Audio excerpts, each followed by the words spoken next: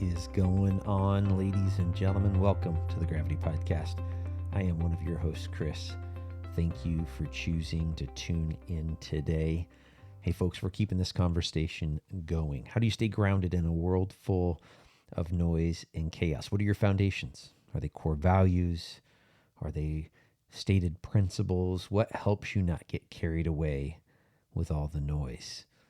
For Jaimie and I, we have family core values. And then more recently, I sat there and actually looked at those and thought, what are my individual core values? Do they match up with the family ones? And they're not the same. Now, they're complementary of each other, but they're not exactly the same. I really started asking myself, what are the things that if I don't follow through with, that I struggle with that? What are the things that when other people don't follow through in those areas?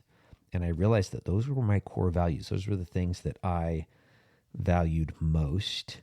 And those are the things that help me make decisions on whether I'm going to get carried away, whether I can let the chaos and the noise just get muted out and let it pass by me, or whether I'm going to direct my attention towards some of that to solve a problem.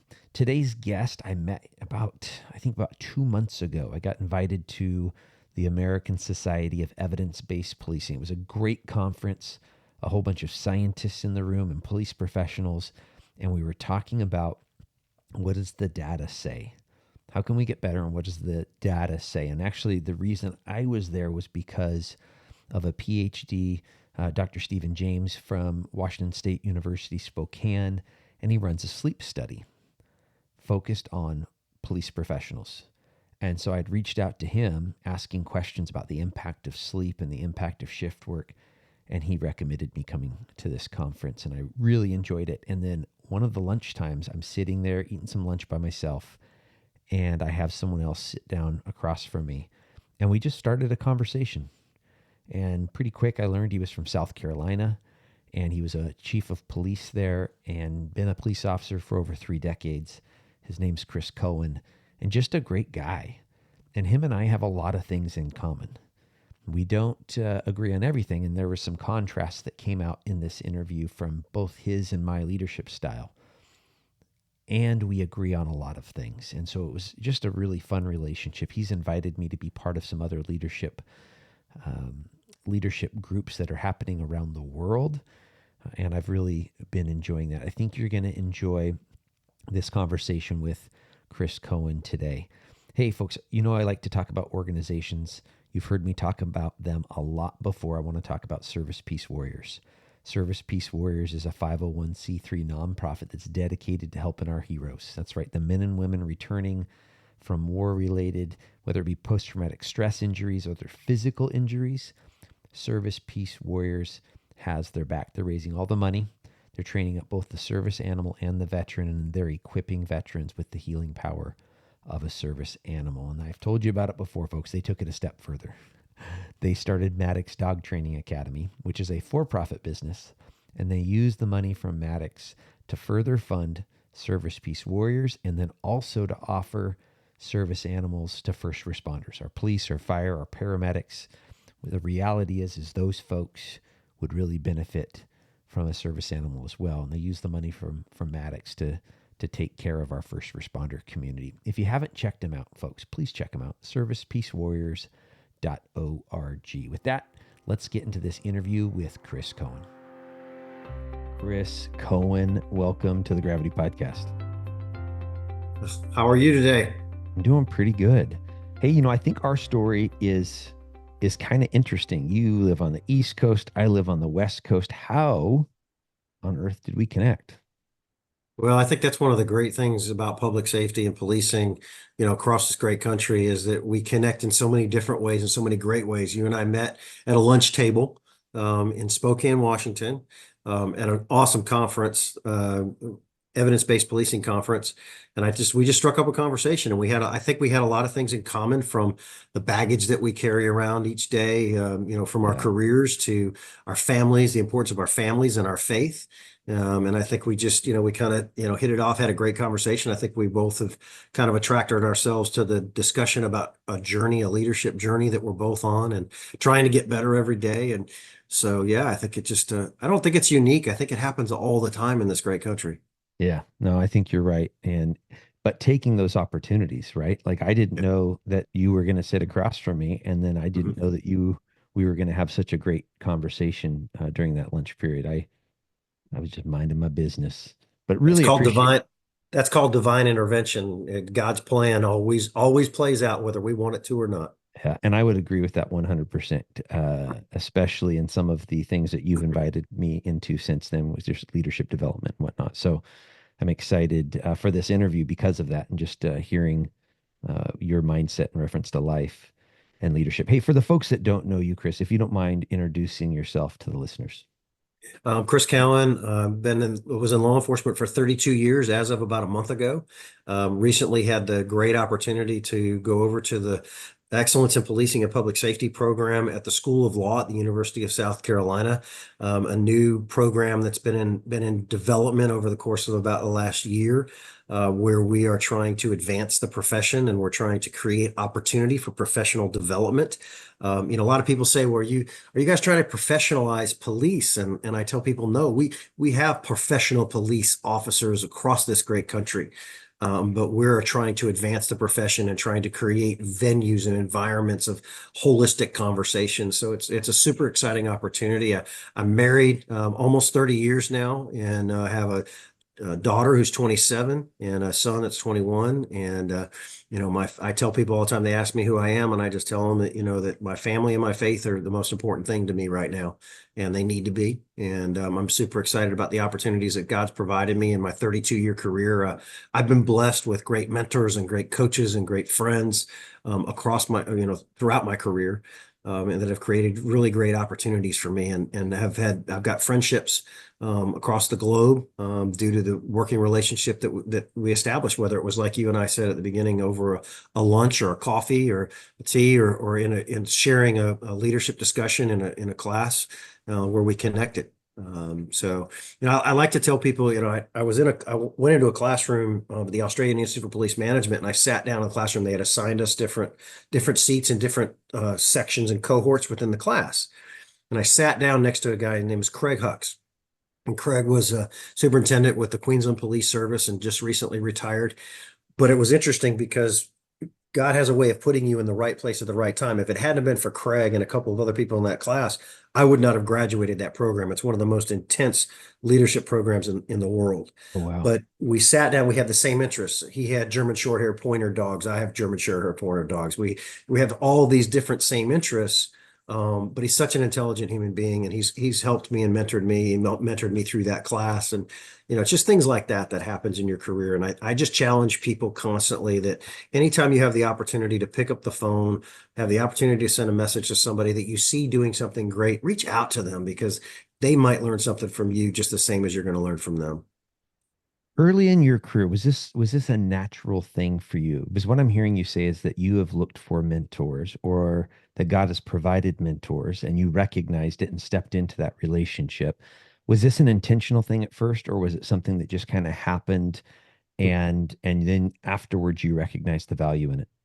Afterwards, I recognized the value in it. I didn't realize the journey that I was on. I didn't realize the opportunities that were being presented to me at the beginning. And I probably, I've always been a very transactional leader, not a relational leader. And I tell people that all the time, that one of the biggest mistakes in my leadership journey was not transforming um, functionally from a transactional leader to a relational leader.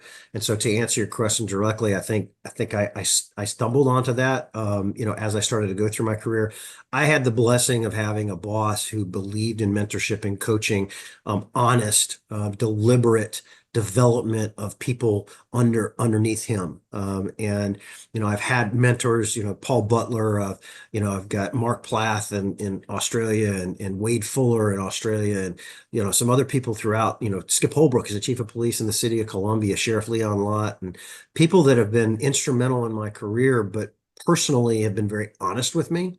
And I think I started to realize that as I went through my journey, and there were light bulbs. They were small, light bulbs during the beginning, but I think I recognized that going through my career as I started to develop, and realizing I can't do this alone. There's no way I'm going to be significant for people if I don't get help, because I'm making so many mistakes, right? Yeah. And we all did. Yeah. So I think that's the thing that probably, people ask me, well, you're teaching leadership and professional development. Wow, that's awesome. Yeah, but I'm also learning. Every time I'm in the classroom, I'm learning something to do better about myself and do better about my journey, because your journey never stops. Yeah, when you look at Bloom's taxonomy and you look at that higher level, and when you can actually get to the spot of you teaching others, that's that higher level of knowledge. And what I've seen, what I've experienced, both as a mentor, but what I've heard every single mentor of mine always say to me, Chris, I think I'm getting more out of this than you. And I'm like, well, what do you mean? I don't feel like I'm giving you anything. They're like, understand this. When you're a mentor, it's not just about what you do. You have to understand why you do it. And I have to understand how to communicate that to you. And in the process, it's making me better and making me aware that even some of these things I'm currently teaching you, I've stopped doing and I need to double down on those things. And so I've just seen this beautiful thing out of mentor mentee relationships where both of us are getting better, not just the mentee. It's funny that you say that, because I don't know who came up with this, and it's not mine, so I don't want anybody to think that I've invented this, but it's the theory of corporate athleticism. And whether you're a police chief or a police sergeant, or whether you're a CEO, or whatever within a corporation, this applies, because I think that, first of all, I think policing is a profession, but I also think it's a business, and I think we have to run it as a business. We have a commodity that we're selling, we have budgets, we have human resources, all the same things that any large corporation has. Yeah. But this theory of corporate athleticism, and again, I forget who came up with that. It wasn't me, but we are no different than an athlete on a football field or a soccer pitch. We have to train, we have to educate, we have to grow spiritually, emotionally, physically, and mentally. And we have to make sure that we take care of ourselves physically, emotionally, spiritually, and mentally, psychologically, and all of that. And so it's this theory of corporate athleticism, where we look at ourselves and we realize we're running a business. This podcast is a business for you. You Yeah. were in the business of policing for many, many years, and you had human resources. Because you had human capital. We had widgets that we were selling to the criminals and to the citizens, right? Yep. Yep. And if we're really running a police agency effectively, we're running it as a business board, dividing up our clients. We have the corporate America, we have the clerical America, we have the residential America, we have the academic America, and then we have the criminals, right? But then we also have our customers, who are the people that we're sworn to serve, which are the people that are employed with us. So I think that theory of corporate athleticism applies, and I think it applies to us on our journey. How are we taking care of ourselves spiritually, mentally, physically, and emotionally? People ask me, different questions, and a lot of times I tell people, I'll look at them and I'll say, look, I'm okay. I'm not okay. I'm not okay. And it's okay to not be okay, as long as you're doing things and picking up the phone and calling Chris Luttrell and saying, look, I'm struggling with this. I need some help, right? Yeah. It's okay Totally. to not be okay. But you've got to make sure that you're being a corporate athlete, because athletes realize when they're sick, they realize when they're injured, they realize when they're not doing things well on the field. And that's no different for us. You know your body, and you know when you're not doing well emotionally and psychologically. So tweak it, right? You take your car and get an oil change. You need to get an oil change too. Yes. What is standing in the way? I really like this analogy you've given, this framework of relating it back to sports, because I've heard more and more professional sports teams, I've heard military special forces start to recognize the importance of not just the physical body, but the mental body, the spiritual body, and to the point that they're investing in it. They are bringing in people to train their staff because the engine of their employees, whether it be athletes, military special forces, all runs on their brain. That's the engine. What is holding us up? What's some of those hindrances that are keeping us from law enforcement organizations from having that same type of intention? I think there's still a stigmatism surrounding mental health, spiritual health, right? A lot of people in this country say, well, you can't talk about your spirituality. You can't talk about your belief in God. Well, you can talk about it, as long as you're not cramming it down people's throats. Look, it's your belief, and it's okay to talk about it. It doesn't matter what your clerical belief is. It's okay to talk about it from the standpoint of that's what's important to you. But I think there's a stigmatism around number one, that, you're not supposed to talk about that. Yes, you are, right? And you should talk about it. If that's important to you, you should talk about it, because the more you talk about it, the more people can relate with you and the more people can understand you, but also the way that you can facilitate healing on your own, whether it's your spirituality or whether it's your psychological. But I think that stigmatism exists in public safety, that we're type A, we kick indoors for a living, right? We put our pants on differently than the rest of the world. No, you don't. You're a human being, right? Your blood is red just like mine is. Yes. And so my point in that is, I think that we're starting to get beyond that. But I think there's still so much unknown. We talk about evidence-based policing. That's where you and I met, was an evidence-based policing conference. And the issue became that what I've seen, like, for example, mental health. There's nobody that I've been able to find, or nobody in the country, that can tell you the percentage of calls for service that law enforcement go on that have a mental health component attached. And the reason that statistic is so important is because it not only impacts the mental health situation that you're going into, but it impacts the officer, right? Yes, it And does. so I use the adage that 80% of our calls for service have a mental health component. Agreed. Well, but nobody can disagree with me because nobody's keeping track of it. So I Well, think there's yeah. still a lot of the unknown, Chris. And I think that I'm babbling a little bit, but I think that's the point, is that there's a stigmatism still, I think, a little bit. But I think we're coming out of that, and people are starting to realize that, number one, it's okay. We got a problem. PTSD is not recognized in a lot of states for law enforcement and for firefighters. And firefighters and law enforcement and EMTs are seeing more trauma than many soldiers.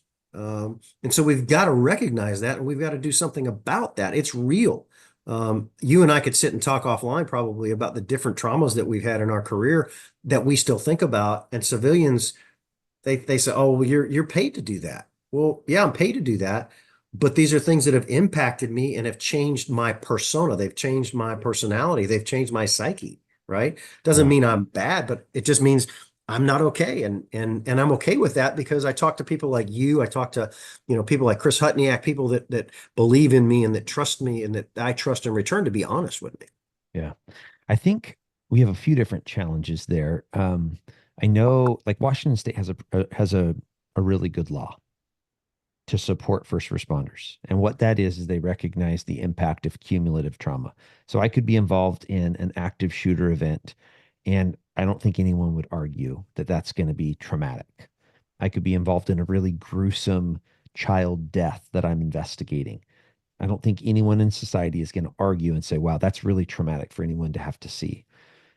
The challenging one, and this is actually what I hear more often, is police officers, firefighters, even dispatchers, they can't put their finger on the thing.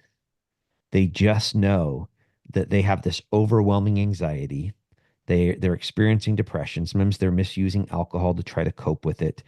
And I've heard from a lot of folks suicidal ideation or visual images of death that are really, really disturbing.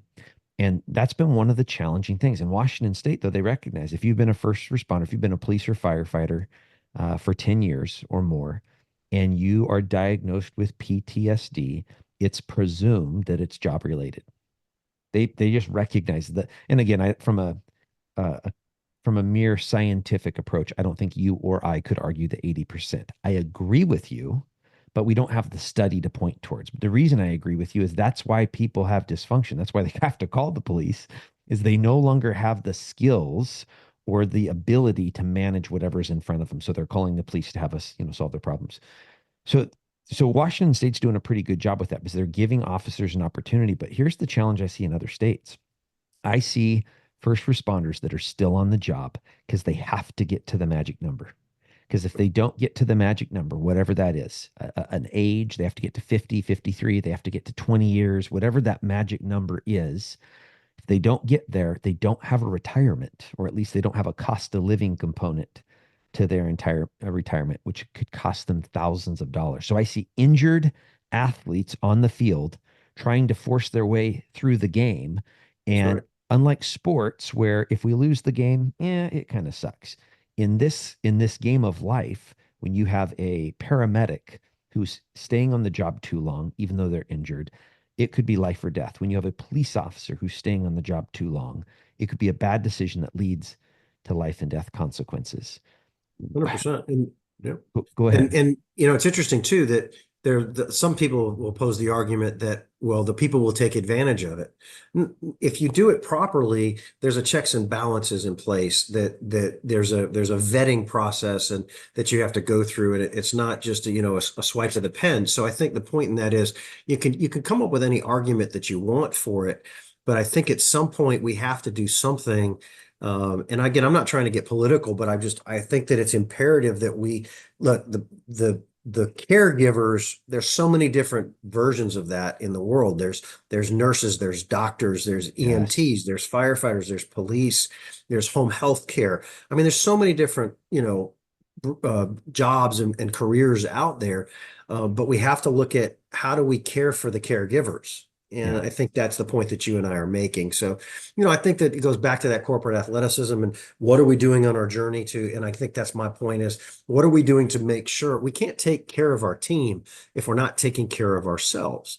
And so I think that I would challenge people to level up their leadership, and they level up their leadership through ensuring that they're doing preemptive leadership. And preemptive leadership, in my opinion, and this is not a definition, this is just something that it's in my head, is that we are thinking ahead, and we are trying to establish ourselves in functional transformational servant leadership so that we can serve not only our team and our community, but preemptively take care of yourself, grow as a leader, learn as a leader, develop, and make sure that you're also doing those check-ins. Again, you take your car to get the oil changed, you rotate the tires. You're better than a car. You're more important than a car, right? And I don't think that we've done enough of that in our careers. I don't think that we do enough of that. And I think we're doing more. And I think it's exciting to see the focus lately has been on health and wellness and all of that, which is huge. But we have to also start with the leadership component. And that's where one of the things that I'm proud of about our Excellence in Policing and Public Safety program is we're looking at leadership holistically. We're looking at professional development holistically. So we're talking about collaborative communications. We're talking about co-production in policing, police leadership and management. We're looking at health and wellness. We're looking at, AI and the advancements we're looking at sentinel incidents and critical incidents across the country and how we develop ourselves. So we've taken this holistic program, which in my opinion is very unique. It's housed at a law school, number one. Number two, you're going to love this, Chris. We have a educational psychologist on staff full time, and she is not only helping to develop the curriculum, helping to develop the learning objectives. She evaluates the proctor. She evaluates the cadre of instructors as they're instructing. So immediately after class, you get immediate feedback from her saying, listen, people are wired this way. And if you Yeah. want your information to be impacted into the cohort, you're going to have to deliver it in this way in order for people to absorb it, which is really exciting. It also makes it very unique. The other thing that makes us unique is that we're not doing PowerPoint. Yes. 70% of the instruction is interactive, 30% is instructional, and then instructional is 7 to 8 minutes. Each time we're going into a different theory, because that goes back to Aaron Wilson, our PhD, who's telling us, look, this is how people learn, and we're getting huge impact. We're making big impact on the pilot cohorts that are in the program right now. Oh, 100%. You're telling me that adults don't want to sit there and look at PowerPoint for 45 minutes to an hour? No, they do No, we not. don't. We absolutely don't. Like give me the theory and then let me do this if possible, or at least let us have group conversation, brainstorms, right? Different activities that's going to apply whatever theory you just presented to my real world, to where I can now, have the transfer of knowledge. What? Actionable and applicable are the words Yes. that we try to use so that we're giving them something they can act on and something that they can apply. And the benefit too is that they can give us feedback when they're taking it back to their agency, because we're spreading the training out over a period of time. We had a 3-hour meeting this morning, and we were discussing specifically the curriculum for our next evolution of cohorts and how we do that and how we make sure that we bring them in for 3 to 4 days. We send them back to their agency for 2 to 3 weeks. We bring them back. It's super exciting. It's such a non-traditional way to approach it, and I'm super excited. I'm super honored to be involved in it. I love this. In a second here, I want to move past the employee wellness piece, but I wanted to spend just a little bit more time on it. I really love what I hear you saying. Start with you. If you are a leader, start with you. And guess what? If you're the newest patrol officer in your agency, you're a leader because Yep. the community is looking at you to lead them in crisis. So all of us are leaders. What are some of I mean, you are a chief of police. So what are some of the things that you would recommend? And I like to call them, I'm totally stealing this from Dr. Andrew Huberman, protocols. Uh, we can call them disciplines. We can call them habits. What are some of those micro habits that you have in place to help you in those different areas of wellness? Number one, you need to journal. You need to, your interactions. You and I are talking now. We're having a great session. We're learning from each other. Spend 30 seconds, 60 seconds, and just jot a few notes down after that interaction, and journal that. I suggest to people that, especially if they're new in the profession, journal your year. And simply, I'm not asking you to write a diary. That's not the point of this. But every day at the end of your shift, before you walk in the house, open your journal, write down a couple of notes of one, what you learned today, two, what would you have done differently? Yeah. And then three, what do you think that you need in order to be stronger? And journal that. And then maybe every 30 days, go back and take a look at it. All of this told over the course of a year would, if you do 1 minute a day for every shift, you're talking about 28 minutes a month. Multiply that, we're about 300 something minutes a year. That's very, very small.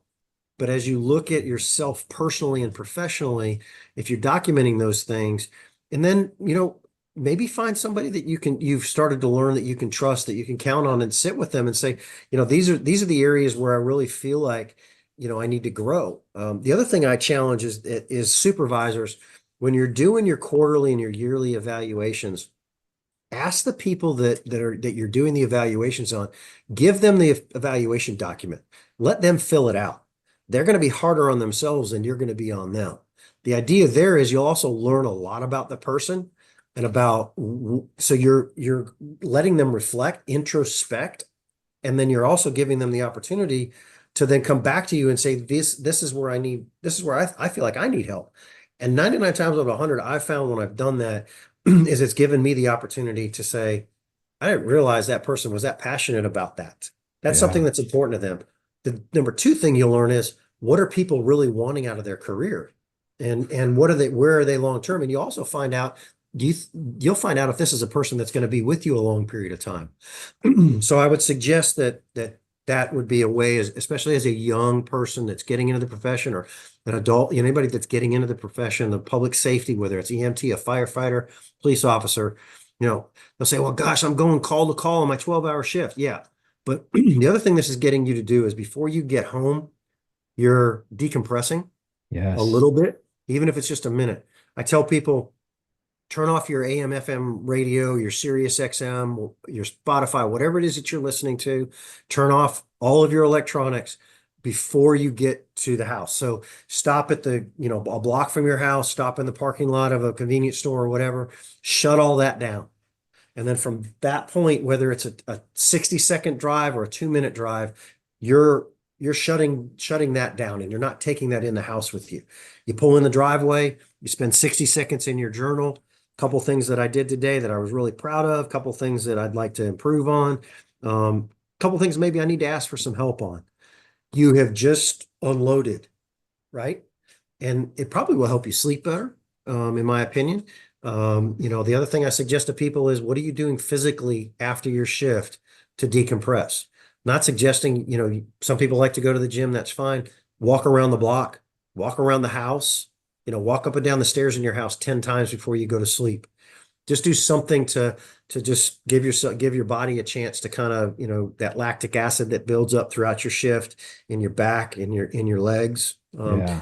I'm not a doctor. I'm not a psychologist. Anything I've just said is totally on PhD, doctorate, or anything like that. This is just simply suggestions I have for people to help them, unwind. And I've seen it work in some people. Some people don't like it, but it's what works for you.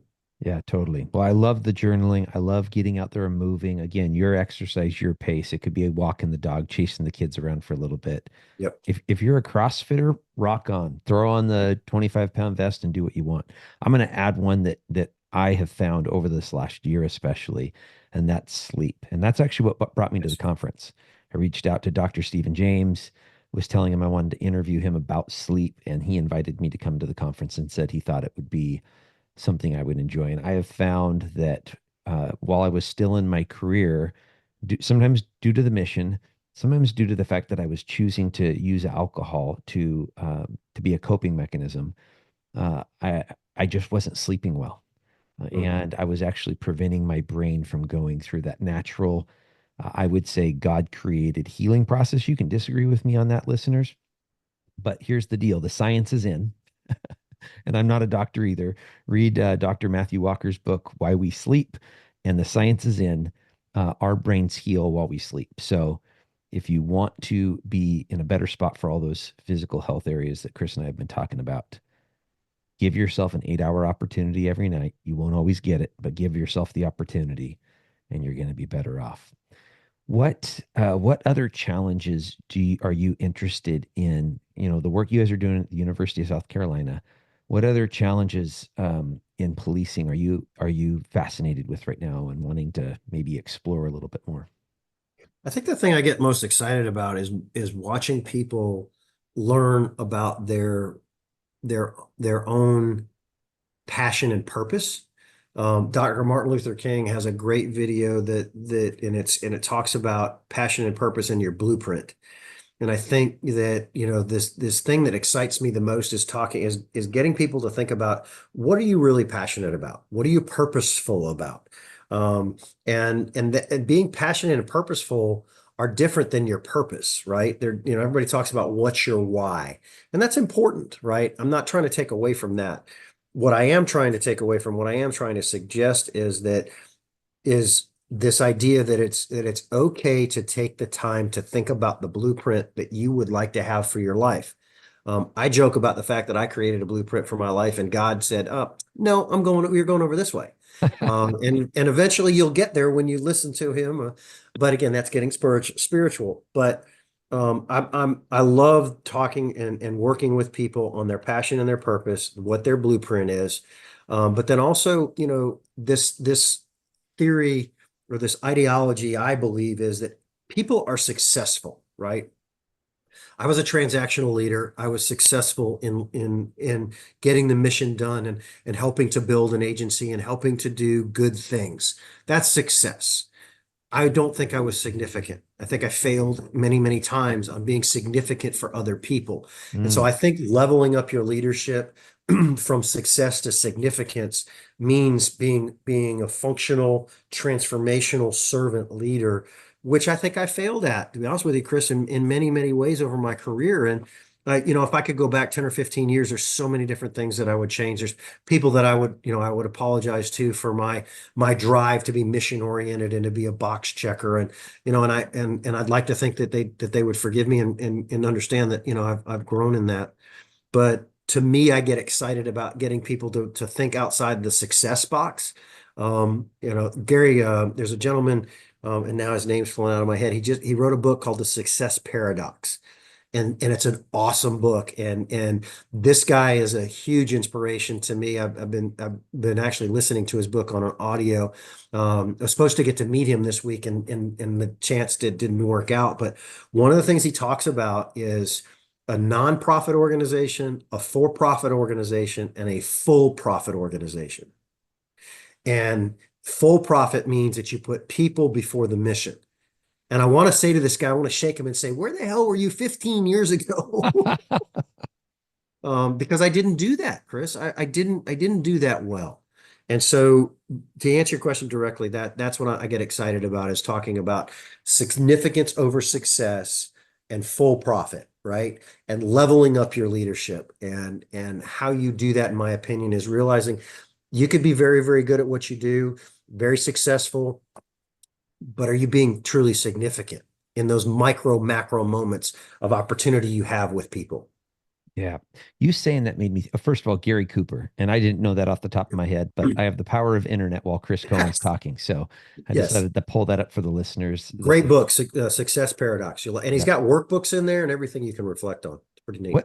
What I got back to is I teach curriculum for a nonprofit called Stronger Families, and they have an oxygen assessment, and it's just a personality assessment, kind of like a Myers-Briggs or an anagram, but it talks about kind of the way we interact with other people. And what I would guess from what I just heard you describe is that you would probably score high on driven. That's the person that when you get to work, you're going to get things done, and you're really good at it, and that's a strength, getting things done. Because here's the deal: as organizations, we are going to be measured by whether we get things done or not. And you're actually do you use conflict in order to resolve? Like if stress is high, Mm. do you thrive on engaging other people in maybe some conflict to resolve stuff and then move forward more?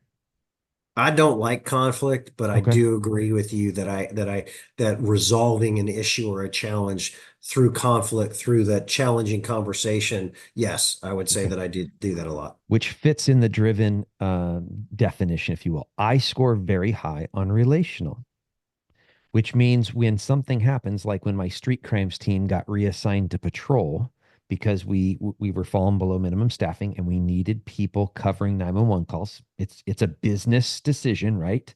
I understood where my bosses were coming from. I was super concerned on the impact this was going to have on their families, on their attitudes, on their work product, on us solving the next homicide because my street crimes team had remarkable sources that allowed us to solve those big crimes, right? And Right. so I erred the other way, Chris. I erred sometimes in avoiding the conflict, letting things work themselves out sometimes because I want to maintain the relationship, but it slowed down me getting things done. And I'm wondering, and I don't know, I want your opinion on this. I finished my career as a sergeant, you finished your career as a chief. Do we need our first line supervisors being relationship minded? Do we need our chiefs and command staff being driven minded where we're getting things done? I don't know. What are your thoughts? I honestly think you have to wear both hats. I think that you have to have the ability to turn it on and turn it off. And I think probably me personally, I use my experience and my failures as my guide. And I think my guide was I was doing exactly what you're saying, which is being mission oriented, being mission driven, being success driven, and Yeah. getting those things done and helping to drive the organization forward where I was lacking was I didn't have the ability to take that hat off and put that relational on. I didn't do that well. Yeah. I think that you have, and that's why I think journaling is so important. And I Mm, wish I had done that earlier in my career where I thought about that interaction I had with that individual. And I said, oh man, dang it. If I had journaled that, I would have realized I was very mission driven. I was very driven, to success in that as opposed to the relation that could have been established as a result of that interaction. And I think that's why journaling is important. And I think that's honestly, that's one of the things that I think they do overseas very, very well in leadership positions is, many people, I learned it from some friends of mine at the Australian Institute of Police Management and the Queensland Police Service. They all journal. And a lot. I And like it. I and so it's and I see them being more relational leaders and being more significant for their teams. And I see there's other people here in the US I've seen do that as well. And I think that has some merit to it. But I think it's also just simply looking yourself in the mirror and saying, hey, dummy, you're being too transactional, or having a mentor or a coach that can pull you by the shirt collar and say, hey, look, slow your roll, pump the brakes, and realize that without that relation, you're not going to have that transaction. And I think I had to learn that the hard way. I'll give you a quick story. So, somebody gave me a piece of advice. I was having an issue with a team member, And this individual was showing up to work late, wasn't completing their assignments, et cetera, et cetera. And their supervisors, there were multiple layers of supervision between that individual and myself. And they came to the office and said, we're done. We got to get rid of this person. Sorry about that. That's right. So, we talked about what they had done and what they were doing to develop her, and how that individual was causing an issue for the mission and the vision. And my response was that I want to talk to him. I want to have a conversation. Let's find out what's going on. So, person came to my office, sat down. We spent 45 minutes together. Not once did I talk about being late to work. Not once did I ask about, why didn't you do this or why didn't you do that? We talked about the job performance, what was, kind of what the unit was doing well, what it wasn't doing well, how we could improve the unit overall. And, at the end of that 45 minutes, I said, "Hey, look, I'm sorry to do this, but I've got to run to another meeting, but I want to get back together another time if you're willing to." And the question that came up was, well, aren't we going to talk about all the things that I've been doing wrong? And I said, no. I said, because I don't want you to repeat them. And that wasn't something that I came up with. I actually got advice from a mentor that said, hey, Yeah. try this technique. And they call it hunting the good. There we And I go. thought, wow, and it worked, right? But the traditional me would have, been in the counseling mode, and we would have had documentation out on the table. And this person is very successful in public safety now, and doing really well. That's not because of something that I did. It was just because of something that somebody had suggested. Totally. And then you were faithful with it, right? Someone gave you you can call it a tool, you can call it uh, a leadership approach, and you implemented that. And it was employee focused. Just like if you're teaching students and we want to be student focused, recognizing how they're going to learn best, that's the type of modalities we're going to sit there and bring as instructors. We also want to do the same thing with our employees, is what I'm hearing you say, is what do they need right now? Some employees may need a kick in the butt. I had two sergeants sit me down on my fourth collision in 5 years. Fourth collision. The first three, my boss, and again, as an adult man, this is my fault, but my boss kept telling me, Chris, this is the cost of doing business. It's not that big a deal. One of the years I got employee of the year, officer of the year, and I got a free gun. Like, oh, yeah, right. And I should have realized it was a big deal, but I didn't. But when those two sergeants, not one, two, sat me down and said, Chris, you're backing the chief in a corner. He's not going to have a whole lot more options after this discipline other than terminating you. It Mm, got my attention, right? It's what I needed in that moment. But I don't think they were just trying to play hardball with me. I think they both knew me on different levels, and I think they probably came at it with what does Chris need to hear right now? How do we yep. need to approach this? A question, because here's the thing: like I can try to flip off. I can try to take off that relational hat and put on the driven hat and try to get things done. I can tell you when I do that, I it isn't pretty. I have the ability to transition into that, and it's not always pretty. Sure. Meaning I damage relationships. I kind of do all or nothing. And I've had a lot of mentors and my wife and my daughters tell me that, Dad, you're all or nothing. You're either silly or you're crazy serious. How about instead of me trying to put on the driven hat, how about if I have a number two? In your Mm, case, an assistant chief and a deputy chief, a commander, whatever the rank is. For my sure. role as a sergeant, having a corporal or an officer in charge who's my number two when I'm gone.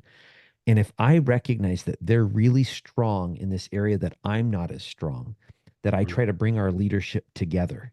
And maybe it's still going to be me that does the task, but it's them that I'm counting on to grab me by the back of the, you know, mm, collar and go, "Hey, Chris, this is one of those times that you need to be driven. We need people to get this done today. So I recognize you're a relational guy.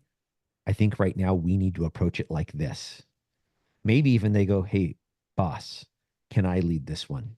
Can I go ahead and step in and communicate this?" Maybe it's appropriate, maybe it's not. I don't know. What do you think? Instead of the hat transition, can we have kind of this leadership team that has contrasting strengths? Oh, 100%. I mean, you cannot be successful if you don't have a good team, right? You can't be significant if you don't have a good team. And I love your analogy of somebody who you work with on a team, your number two, your number three, your number four, whatever it is, that has the levity and the trust in you and you in them to say, hey, Chief, you're not the right person for this, right? And because I'm wired differently than you are, Chief, and I think that in this situation, I'm best to handle this. I think all day long that sends the message too that you're instilling organizational culture and climate that is creating a network within the organization that works cohesively together to build a culture and a climate that is going to be significant for your team. I think that's spot on. Love it. I like that you brought it back to the journaling again because we talked about it from the mental health perspective or the total health wellness perspective, both physical, mental, spiritual, um, religious, or spiritual, excuse me. But I like the fact that you brought it back to this because, uh, when if someone asks you, what is your leadership style? For the listeners out there, what's your leadership style? We're just going to pause there for a second. I want you What's to my think. leadership style? No, I'm going to pause for the listeners. I want the Oh, listeners who are listening to this to think for just a second. If oh yeah. Chris and I ask you, what's your leadership style? What's your answer? And some of you may have a very clear definition. I'm a servant leader. I'm a transactional leader. I'm a relational leader. Heck, maybe you're like, I'm an autocratic leader. I like to tell people to get things done, whatever it is. Others out there, I don't, maybe you have a title, but do you really know what that is? I think journaling really can create that opportunity to, to, to get some of those thoughts out to where you can really go, okay, whether there's one of these formal words for it or not, I know what my Mhm. leadership style is. I don't know. What do you think? Oh, I love it. And I would say that take it to another level, write it down, put it in an envelope, and then go to somebody on your team and have them write on the outside of the envelope what they think your leadership style is. And then are you transparent enough? Are you allowing yourself to be vulnerable enough to say to them, okay, now that you've written that down, can we talk about that? Can you tell me what do I do that makes, because to be honest with you, I pictured myself as this. And so I'd really like to be a combination of both. I actually would like to be more like what you're saying, you know, that opportunity, there's an opportunity there for vulnerability. A lot of people in leadership positions oftentimes say, well, I shouldn't be vulnerable. I shouldn't show people that I can cry. I shouldn't tell people that I've gone to a psychologist or a chaplain. I shouldn't, I shouldn't show people I don't want to show my weak underbelly. I'm sorry, but I call baloney on that. I think you gain more trust and you build more collaboration and partnership and relationships with your team when you show your underbelly and you say, this is my weakness, and this is what I'm doing in order to try to get better. And one of those is asking you your opinion. And I don't hear you talking about walking around with a box of Kleenex. Like, oh my gosh, here comes the Chris's. My gosh, they are just always crying and weeping and talking about all their week. That's not what I'm hearing you say. But one of the things that I've been recommending to Washington State police supervisors is vulnerability looks like this. You just had a child death yesterday that your squad investigated. The next day, when you come in, you go, wow, guys, I kind of struggled going to sleep last night. Those calls sometimes rock my world. Anyone else have something similar? Right? We're making it safe. We're taking away the Right. stigma for indigestion. Boss, last night I had 5 shots of tequila. That's the only thing I could do to get my mind to stop. Last night I was a jerk to my spouse and I screamed and yelled at him, right? It creates that opportunity to show some vulnerability. I am not Superman. I am susceptible to the injury that this job causes. And last night I didn't sleep because of this death call that we investigated. Oh, I think that's awesome. Awesome analogy. Awesome way to handle it. I go back, 15, 20 years. I wish, I had learned that talent right there. That's a talent, right? In doing exactly what you're talking about is being vulnerable and transparent to your team.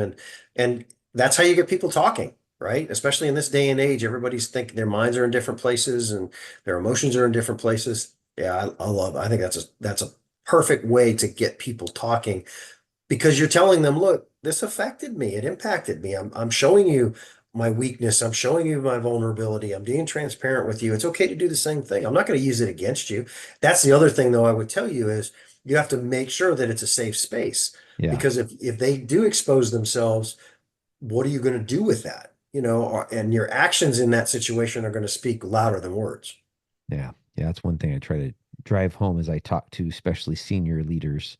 At one time, I had some anxiety and depression issues back in 2010 while I was a child crime detective. That stuff just really bugged Mm. me. And I started talking about it pretty early, probably 2012, once I felt pretty solid coming out of it.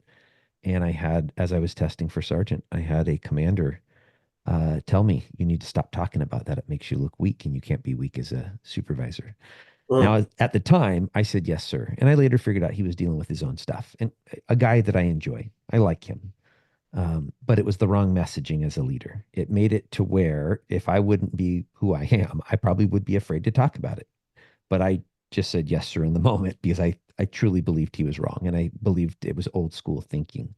Hey, you were talking about feedback there. That's what I heard you talking about. When you sit down with someone else, you give them that envelope, you have them write down your leadership style or whatever else. Maybe it's like, man, am I supporting my people? How can I get Mm. better as a leader? And I used to ask them during annual evaluations, I would give them their evaluation first. We would talk about it. We'd go back and forth when it was totally done. So it wasn't going to impact their evaluation. I would say, how can I get better as a leader? And most of the time, I got nothing. And it wasn't that I'm perfect. I know I'm not. But they weren't, the question wasn't good. It was a bad question. And someone else, a different mentor, I can't remember who it was, said to me, don't ask them, what can I do to get better? Ask them, how can I support you better? It's a safer question for employees to answer. How can I support you better? Which, if I'm supporting you better to do your job well, it's going to tell me how I can improve my leadership. But that's feedback. So, how do we set that up? You've already kind of given a little bit of ideas with the whole envelope idea.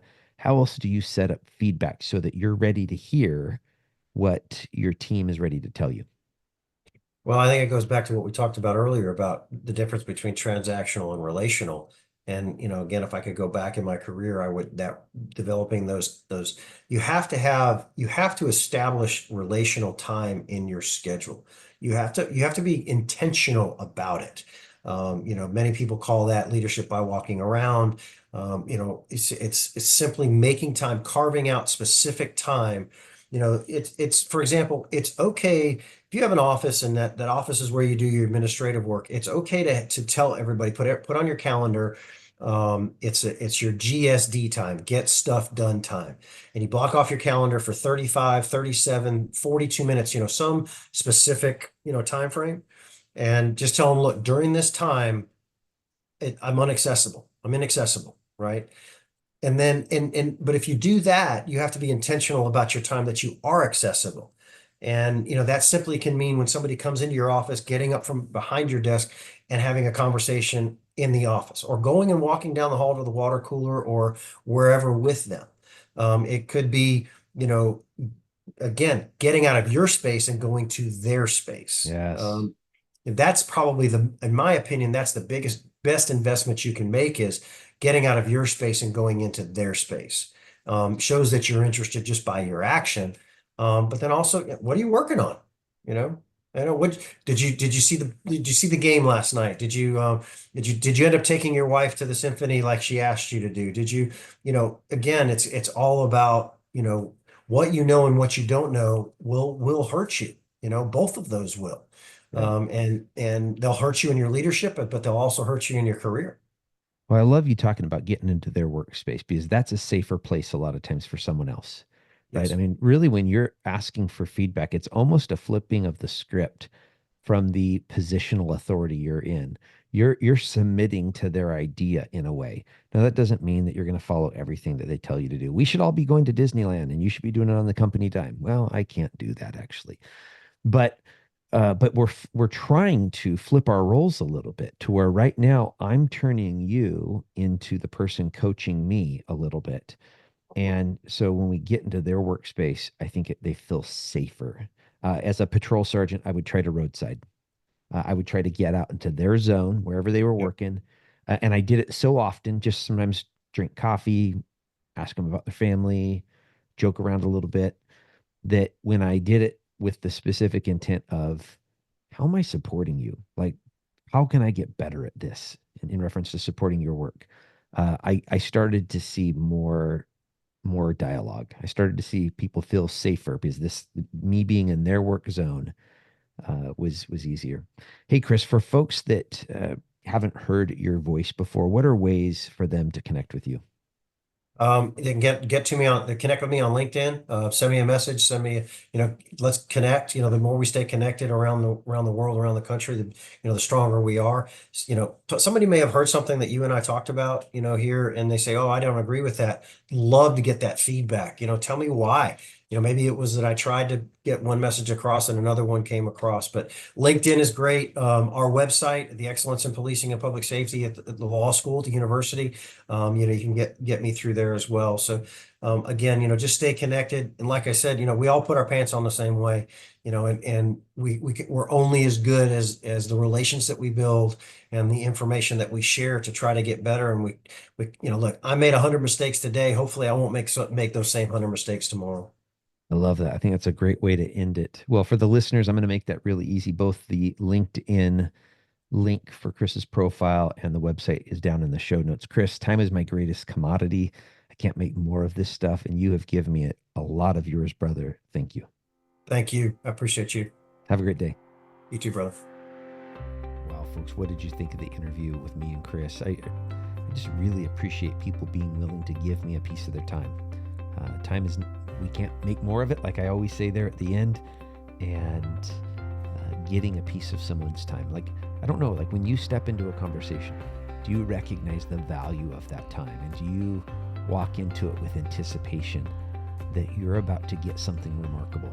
And what I've found is, regardless of whether I agree or disagree with people on some of those big ticket items, some of the things we see in the headlines, when I go into an interview anticipating to be amazed, and I'm using the words of an NPR host named Celeste Headley there, I go into an interview expecting to be amazed, and I'm not disappointed.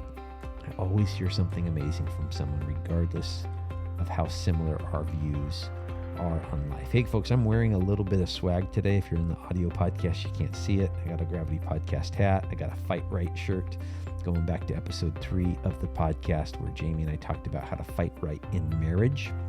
If you want merchandise, if you don't want it, I really don't care, folks. I don't make hardly any money off of it, but it's down in the show notes under merchandise. Jaimie and I want to hear from you, how we're doing here on the podcast. There's a few different ways for you to communicate back to us. First and foremost, please follow us on whatever podcast platform you're listening on. That will cause the next episode to come up in your dashboard. We'd really also appreciate you rating and reviewing us. If you're listening on Spotify or Apple Podcast, there's 5 stars waiting on our main page. We'd really appreciate a 5-star rating if we've earned 5 stars. And if we haven't, keep your stars. Instead, shoot me an email at chris@gravityct.com. Let us know how to make it better, future Marriage Monday topics, or guests for me to interview. Folks, we only get to live this life once. Let's go out and take care of the people in our tribes. Take care of each other. God bless.